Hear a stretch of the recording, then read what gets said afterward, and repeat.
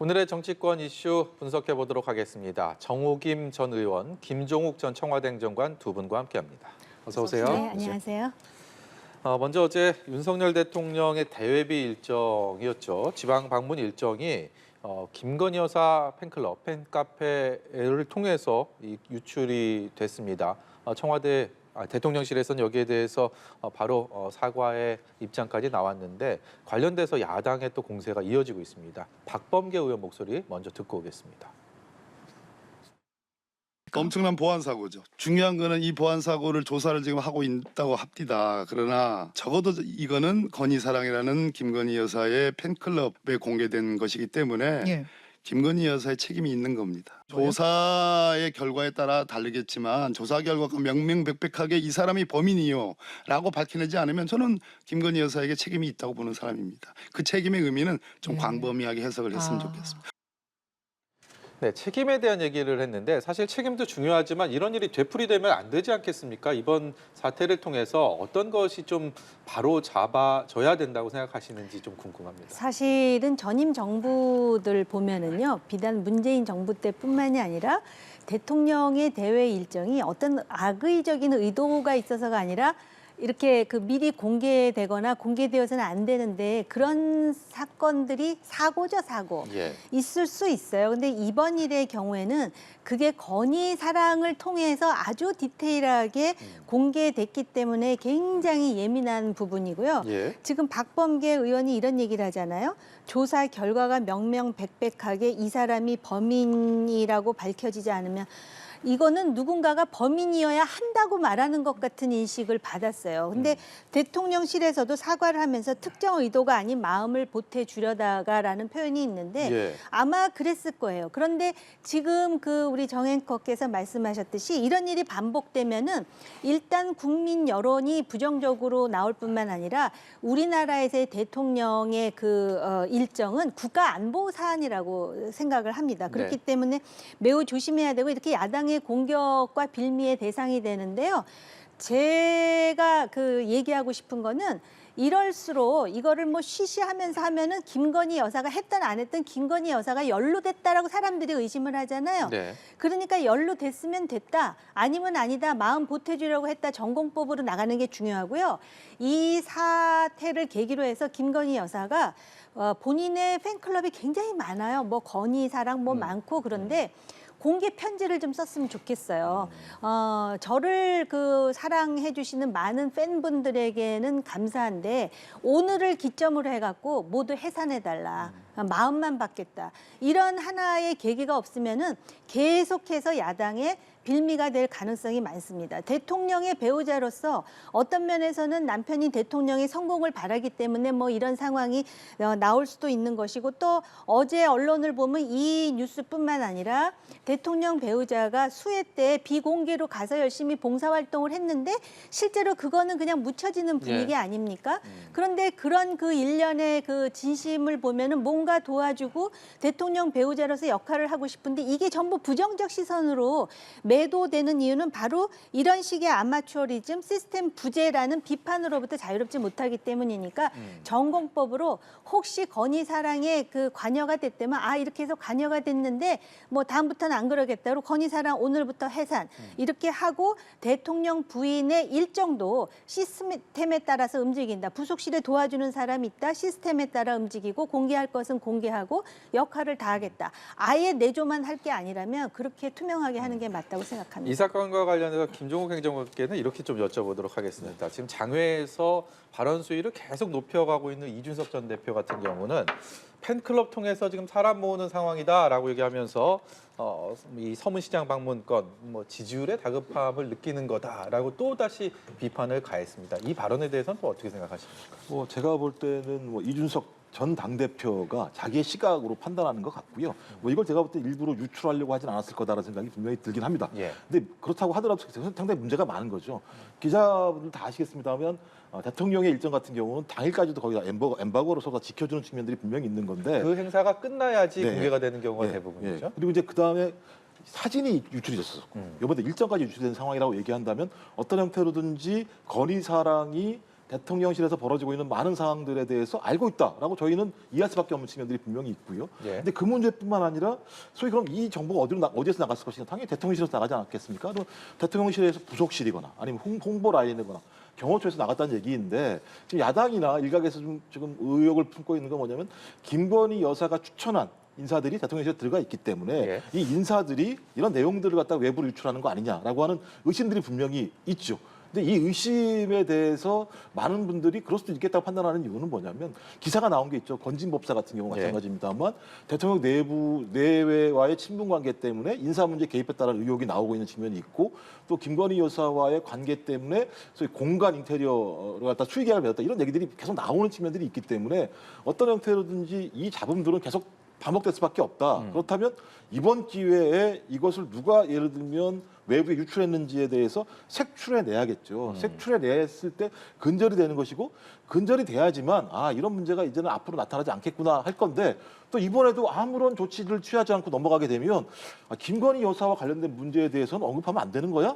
라고 하는 논란이 붙게 되면 저희 과거에 아주 안 좋은 경험이 있습니다. 최순실 씨 사건을 통해서 미르라고 얘기하는 그러니까 네. 권력을 사유화하고 이권에 개입하고 그걸 통해서 네트워크를 만드는 방식을 통해서 상당히 데미지를 입었던 상황들을 저희들이 알고 있기 때문에 저는 이번 참에 대통령실에서 정확하게 이 문제에 대해서 매듭을 져야 된다고 생각을 합니다. 아니 지금 교수님께서 색출이라는 표현을 쓰셨는데 제가 볼 때 이거 색출할 게 뭐 있겠어요? 다 나와 있는 것 아니겠습니까? 그러니까는 그 관련해 갖고 아까도 말씀드렸듯이 전공법으로 예를 든다면 아니 이게 그리고 무슨 지금 뭐 그 어떤 비리가 작동을 하는 것도 아니고 재정적으로 이권이 왔다 갔다 하는 것도 아니고 정말 아마추어리즘이에요. 근데 이게 한두 번이 아니고 계속해서 반복되면은 이거 자체를 굉장히 부정적으로 볼 수밖에 없는 여론이 조성이 되는 만큼 아까도 말씀드렸듯이 전공법으로 만약에 혹시 중간에 김건희 여사가 개입이 됐다면 내가 요번에 잘해보려고 하다 이렇게 됐는데 조심하겠습니다.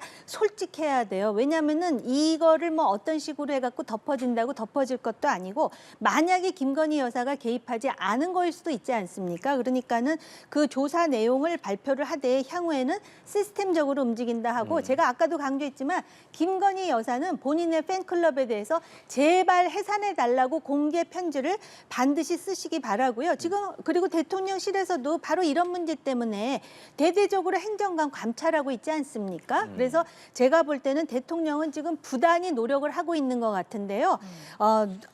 황차 이렇게 노력을 하더라도 이 여론을 통해서 어떻게 배우자에 대해서는 통제가 안 되는 거야? 이런 식의 왜곡이나 곡해가 없도록 차제에 전공법으로 투명하게 시스템대로 움직입니다. 해야 이게 예. 여론에서도 긍정적인 그러한 그 인식을 만들어낼 수 있다라고 보여져요. 예, 두 분 다 좀 다른 의미긴 하지만 어떤 방식이든 좀 특단의 조치가 필요하다라는 말씀에는 두 분 다 같은 말씀을 해주신 것 같습니다.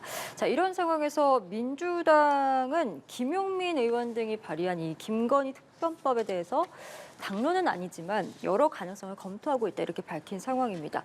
김진욱 공수처장 역시 대통령실의 사적 채용 고발건과 관련해서 김 여사에 대한 수사를 검토하고 있다 이렇게 말을 했는데 야당에 대한 그 공세는 지금 야당의 공세는 쉽게 수그러들 것 같지는 않습니다. 이 상황은 좀 어떻게 그렇죠. 보시나요? 뭐 야당이야 당연히 이렇게 예를 들면 권력을 비판하는 역할을 담당하는 건데 제가 볼 때는 특검법은 너무 좀 앞으로 좀 빨리 나간 것 같다는 느낌이 들고요.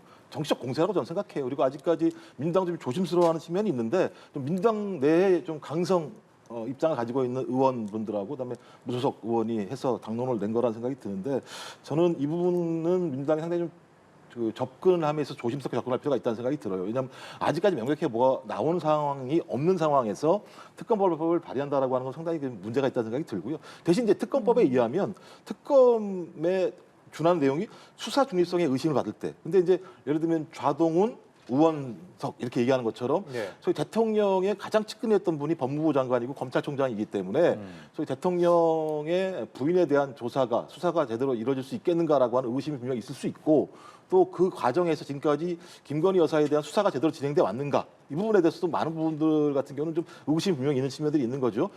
소위 봉화마을의 지인 동행부터 시작을 해서 다양한 어떤 배우자 리스크가 발생하고 있음에도 불구하고 이 부분에 대해서 제대로 된 조치가 이루어지지 않는 상황들이 있기 때문에 그분과 관련된 어떤 요청을 한다고 저는 야당의 요청이라고 생각이 들고요.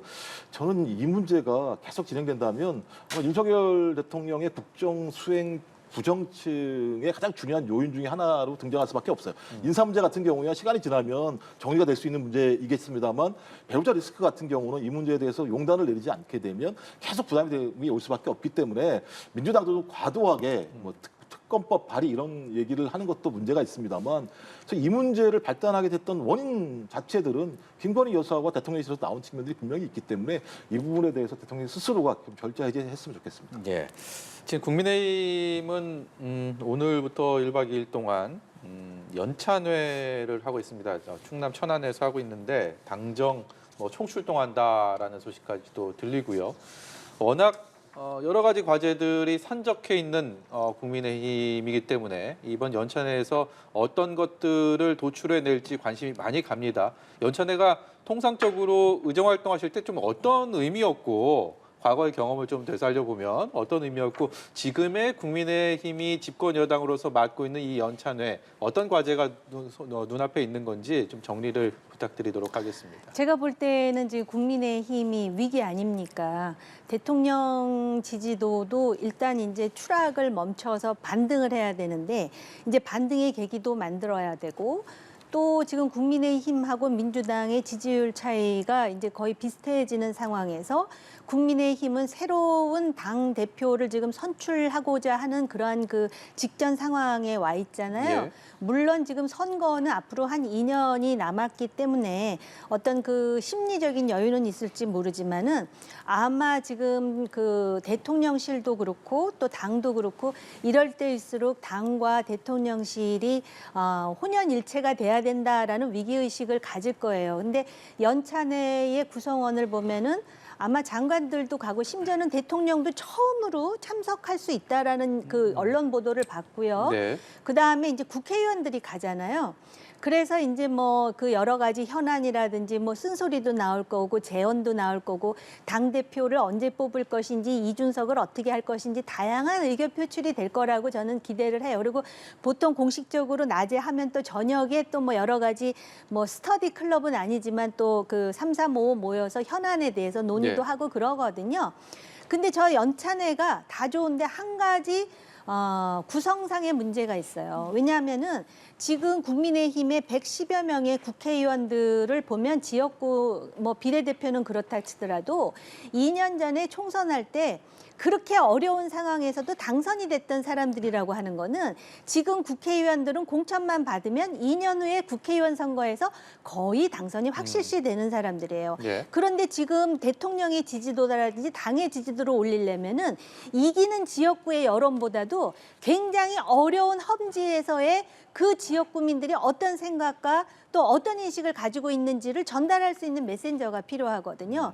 그렇기 때문에 거기서 으쌰으쌰 단합대회 좋은데요. 대통령은 연찬회뿐만이 아니라 지금 의원직을 가지지 못한 원외 당협위원장들이 어떤 얘기를 하는지 그 지역구의 현안은 무엇이고 그들의 불만은 무엇이고 그들의 비판은 어디에 있는지에 대해서 귀를 열고 들을 수 있는 계기가 또 한 번 만들어져야 된다고 생각을 해요. 아마 그래가지고 이번에 쓴소리가 많이 나오면은 그거는 성공적인 연찬회고요. 소위 말하는 대통령을 향한 무슨 비 어천가 이렇게 해갖고 나오면은 그 연찬회는 하나마나한 연찬회가 아니겠습니까? 그리고 적어도 지금 대통령의 성공을 위해서 소위 언필칭 윤핵관이라고 하는 사람들이 지금 어떤 포지셔닝을 취해야 되는 것인지. 왜냐하면 지금 배지단 사람들은 자기 공천 받으려면은 솔직히 현실적으로 전전긍긍하는 태도를 안 취할 수가 없거든요. 제가 너무 솔직히 말했나요? 너무 솔직히 말씀해 주시는데요. 예. 알겠습니다. 연찬회 얘기를 하고 있는 가운데 새 지도부 선출을 위한 전당대회 시점을 놓고도 의견 교환이 있을 것으로 예상이 됩니다. 먼저 김기현 의원의 목소리 듣고 관련 내용 이어가도록 하겠습니다. 대통령의 그 여러 가지 국정 운영을 뒷받침하는 데 있어서 당이 이렇게 지금 계속해서 비정상적 상태를 지속하는 것이 결코 바람직하지 않다는 생각이 들죠. 우리 당은 여당이긴 하지만 소수당이고 115석밖에 되지 않으니 어느 상임이든 어느 본회의든 간에 우리가 단도로 처리할 수 있는 것이 하나도 없는, 상대는 마음대로 단도로 처리할 수 있는 이런 열세의 상황인데 당의 지도부마저도 임시 예비군으로 편성했어야 옳겠느냐. 예, 전당대회 시점에 대해서 현 지도부인 주호영 비대위원장의 의중에 따라서 아마 내년 1월 말 2월 초 정도로 예상이 됐었는데, 들으신 것처럼 김기현 의원은 계속해서 연내 전대를 주장을 하고 있는 상황입니다. 연내 조기 전당대회이냐 아니면 내년 초 전당대회이냐, 여권 당권 주자들 간에 워낙 셈법이 복잡하기 때문에 각기 다른 이야기들을 하고 있습니다. 그래서 이제 뭐 소설을 좀 쓰자면 윤 핵관을 중심으로 해갖고 조속히 그 이준석의 어떤 그런 그림자를 제거하기 위해서는 빠른 전대가 필요하다. 그래서 일단 그 차비를 갖춰가지고 뭐 이렇게 얘기를 하지만 아까도 말씀드렸듯이 속내에는 전부 공천이에요. 공천 현실적으로. 그러기 때문에 주호영 비대위원장으로서는 여러 가지 고뇌가 있는 것 같아요. 그러니까는 지금 이준석에 대해서 이런 상황으로 내몬 주도 세력이 있잖아요. 이를 벌려놓고 지금 수습을 못하는 거 아닙니까? 그러니까 주호영 비대위원장으로서는 본인이 수습을 해야 되니까 여기서 가장 합리적인 대안. 지금 당심이 어떤 것보다 더 중요한 거는 민심이 어떻게 생각하느냐거든요. 그리고 참으로 역설적이지만 당의 당원들이 생각하는 것과 여론이 지금 다르게 나오고 있기 때문에 연찬회든지 아니면은 그 비대위의 결정이든지 이런 걸 통해서 민심이 자꾸 이렇게 들어오는, 일단 집을 나간 집토끼들부터 아우르고 그다음에 중도층도 아우르고 이럴 수 있는 그러한 그 일정을 어떻게 잡느냐에 대해서 고민을 해야지, 당장 자기들의 정치적 이해에 따라서 빨리 하면 내가 유리하고 조금 늦게 해야 내가 들어가서 한번 경쟁을 할 수 있고 이런 식의 계산을 할 수 있는 여유가 있는 정당이 아니고, 정말 윤석열 정부의 성공을 위한다면은 정말 자기의 정치적 이해를 떠나서 자신들이 뭘 잘못하고 있고 지금 여론이 어떤 방향으로 흐르고 있는지를 성찰해 보면 대충 일정도 나오는 거에 가장 합리적인 대안이. 근데 예. 지금 여러 가지 이야기들이 나오고 있습니다.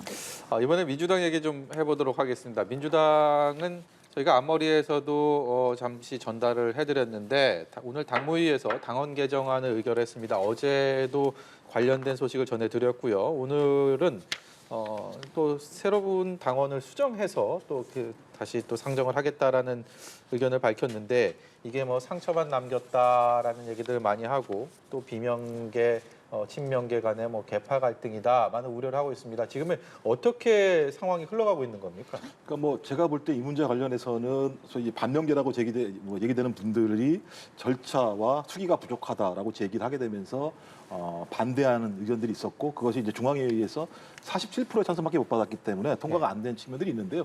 저는 이 내용과 관련해서는 소위 이제 반명이라고 얘기됐던 분들의 말씀에 나름대로 의미 있다는 생각이 들어요.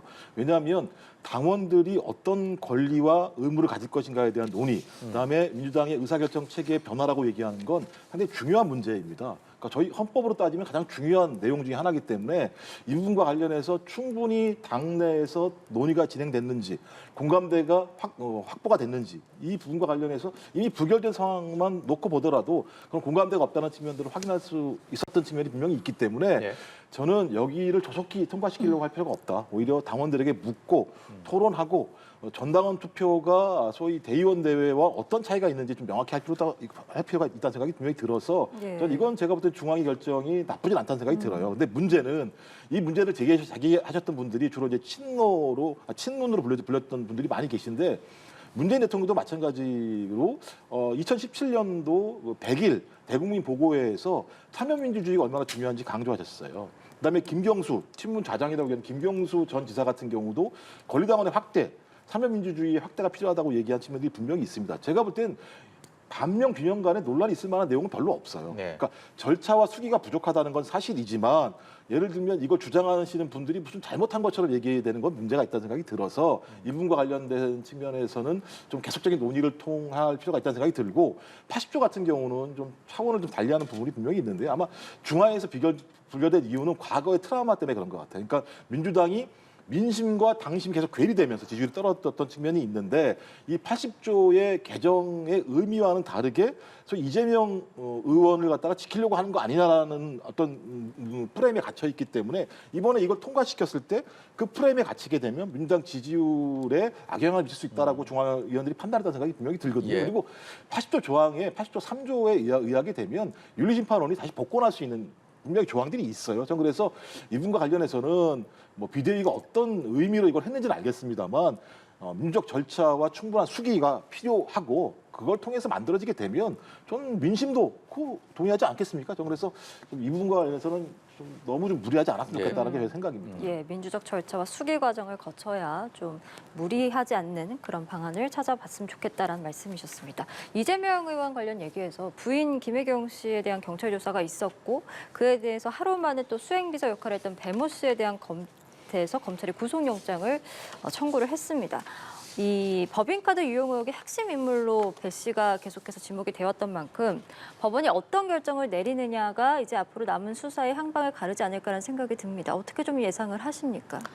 아니 그 배모 씨의 그 문제도 보면은 그 사람이 자발적으로 그 법카를 썼을까요? 뭔가 그 지시가 내려왔기 때문에 그 법카를 썼을 것 같은데 지금 오히려 그 사람은 구속영장이 청구돼서 지금 구속이 됐습니까? 아직 안 됐습니까? 네. 지금 그런 상황 기다리고 있는 상황이고 오히려 지금 부인의 경우는 뭐 불구속 송치 얘기가 나오더라고요. 정말 주객이 전도된 거 아닌가 솔직히 그런 생각이 들면서 이재명 후보가 이거는 7만 8천 원 사건이라고 말하는 거를 보고 저는 정말 당혹했습니다. 이게 어떻게 7만 8천 원 사건입니까? 그러니까 그 부인과 그 부인 다른 사람 부인 3명이 밥 먹은 거를 배모 씨가 법카로 쓴 거 그 얘기만 하는데요.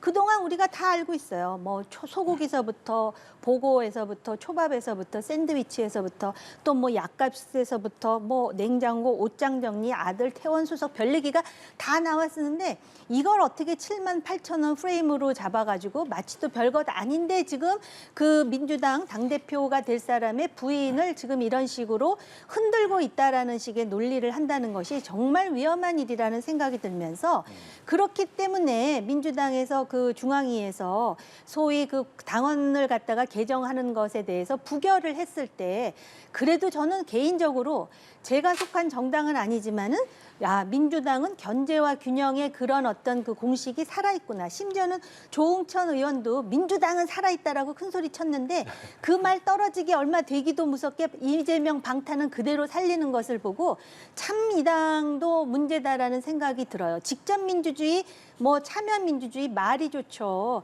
지금 우리나라는 기본적으로 대의민주주의고요. 직접민주주의, 참여민주주의라는 미명하에 이게 잘못되면 사당화가 되고 전체주의로 빠지는 거예요. 역사적으로 우리가 많이 봤고 민주당 내에서 박용진 의원이 그러잖아요. 개딸들 중심의 그러면은 히틀러가 되려고 하느냐. 이건 굉장히 무서운 일이지만은 굉장히 경종을 울리는 말인데 실제로 지금 이 부인과 관련해 가지고 이거는 뭐 정치적인 그런 요소 이런 걸 다 빼고 법대로 모든 사람들은 법 앞에 평등하고 공인이 되고 공직자가 돼가지고 어떻게 법인카드를 이런 식으로 남용할 수가 있습니까? 예. 이런 부분은 의법 조처가 돼야 되죠. 물론 결과는 판사가 하는 일이지만요. 예, 이 사건의 매짐이 어떻게 될지 이번에는 김종욱 행정관께 그러니까 듣도록 하겠습니다. 제가 볼 때 이제 여당이나 이쪽에서 계속 막 다 뒤섞으시는데요. 7만 8천 원 이건 프레임이 아니에요. 선거법 위반 문제는 이 건이 걸려 있는 거이기 때문에 7만 8천 원이 맞아요. 이 부분에서 어떻게 판단하는 문제인 거고요. 지금 보면 경찰에서 얘기한 게 하나가 이제 국고손실죄 같은 경우 적용을 하지 않겠다라고 얘기를 한 거기 때문에 아마도 배모 씨와 관련되는 임금 문제 같은 경우는 건들지 않겠다고 얘기한 것 같아요. 그럼 5억 5천만 원의 문제는 해소가 되는 면이 있겠죠. 예. 두 번째가 이제 법인카드 문제였는데 과거에는 한 1천만 원 정도라고 얘기했는데 경찰은 2천만 원 정도를 얘기하고 있는 거니까 2천만 원 정도를 배모 씨가 법인카드로 사용을 했다라는 거겠죠. 근데 이제 이재명 의원 측에서 뭐라고 얘기하냐면 이건 이제 배모 씨가 법인카드를 사용을 한 것이고 소위 이 문제와 관련해서 김혜경 씨와 관련된 거는 한 16건에 한 180만 원 정도다라고 얘기를 하고 있습니다. 그리고 예. 사용한 것에 대해서도 나중에 다 예를 들면 돈으로 돌려줬다라고 얘기하고 있기 때문에 서로 좀 말이 상충되는 측면들이 분명히 있는 거죠. 그래서 이 부분에 대해서 경찰이 혐의를 정확히 밝히는 문제 하나하고 가장 핵심은 그런 거겠죠. 그러니까 김혜경 씨가 이 부분에 대해서 지시를 했는지 여부랑 그다음에 지시를 하지 않았다고 하더라도 이 부분을 인지했는지 여부에 대해서 경찰이 밝혀내야 될 부분이 분명히 있다. 그래서